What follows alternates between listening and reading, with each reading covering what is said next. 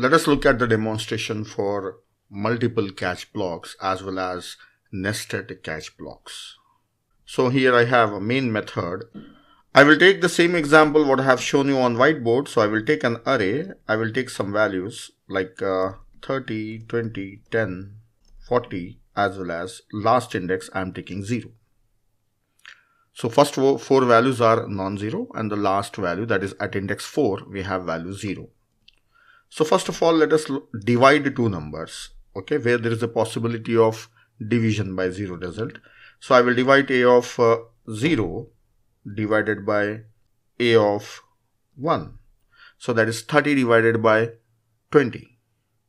So the result should be 1.5, but actually it is an integer division, so I will get the result as 1. Then I will print the result of this division. Division is, I will print the value of C. The next thing I will do is, I will print the element which is outside the index of array, that is size of an array. So the last index is 4, so I will give the index as 5.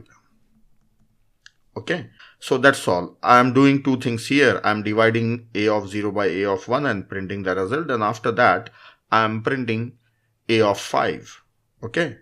Let us run this and see what happens. See, I got the division is 1. I said that the result will be 1. So first one is 1. And next is, I got an exception in thread main, that is java.lang.array index out of bound exception.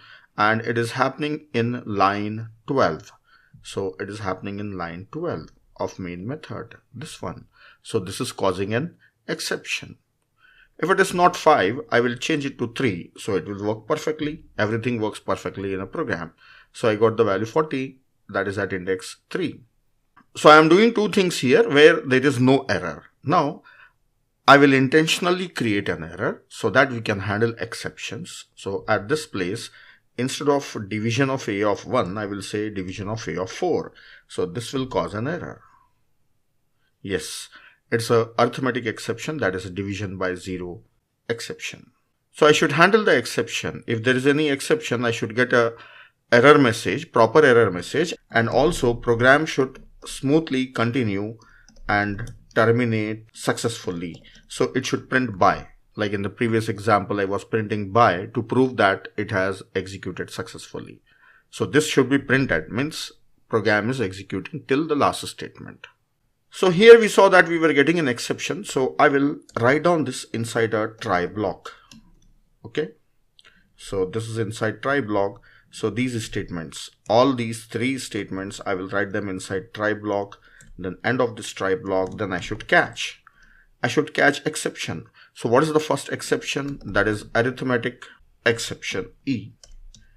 So inside this, I will give some message and say that denominator should not be 0.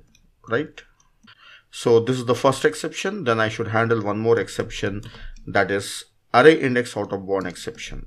So here I will print a message that index is invalid. So that's all.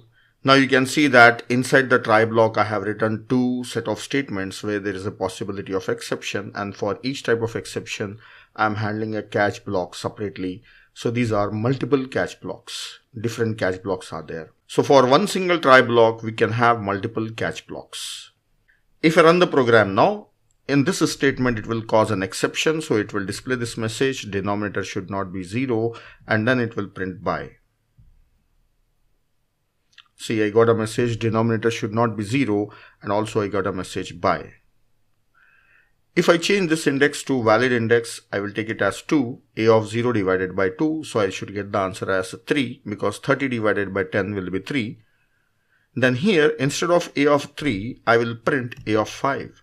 So I should get the result of the first one. Then for the second one, I should get a message that index is invalid. Yes, division is 3, index is invalid. At last, it has printed by. So it is handling both the exceptions. But remember, when one of the exception arises, it will go to the catch block and the remaining statements will not be executed. If there is an exception here, these statements will not execute.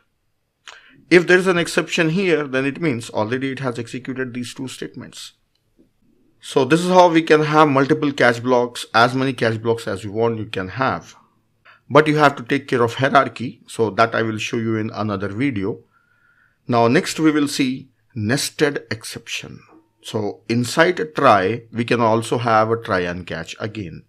So this statement, that is index out of bound, I will write on that inside try block. This inside try block, and this catch block, I will copy it. I will remove it from here, cut it from here, and I will paste it. So this will be followed by this one. So this is a outer try block. Inside this, there is a possibility of exception in this statement. So this division by 0 exception will be handled by this outer catch block. But inside this, I have one more statement, that is printing an element that is outside the index of array. Then that will be handled then and there itself. So this is nested try and catch. If I run this program, then here I should get the result as a 3. But for this, I should get an exception that will be handled by this catch block. Let us run. So yes, it is working in a similar way like how previously multiple catch blocks were working. So there is no difference in multiple catch blocks or nested try and catch. It depends on the design of your application, how you want to handle. Like here I will make it as an error. First one, a of 0 divided by a of 4, and this I will make it perfect. Anyway, if I make perfect or not, it's not going to execute because it will stop here. It will go to this catch block. Let us see. So directly it goes to catch block, and denominator should not be 0. And it doesn't say index is invalid because it has not reached this line. So that's all. So this type of thing we'll be using more frequently in our rest of the programs because exception handling is most commonly used in Java program. So I suggest you follow this video and write down the code by yourself.